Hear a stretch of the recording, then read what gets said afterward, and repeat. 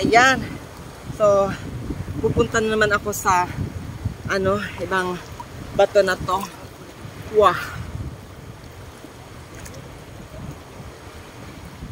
Uy. Diba, yan yung lugar saan tayo galing. Ayun, no, nakita nyo yan. So, ayan, nandito na tayo ngayon sa Lanote. Wow. Perfect. Okay. Oh, medyo malalim na. Tayo ay lalangoy na. My gosh.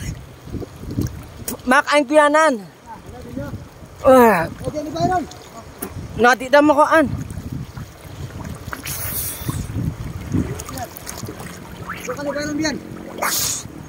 Oh my gosh. Pagani mo daw, Mak. Wow.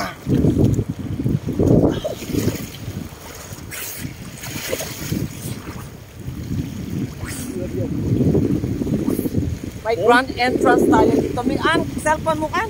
Pagkidab mo. No, ano ba yung grand entrance ron?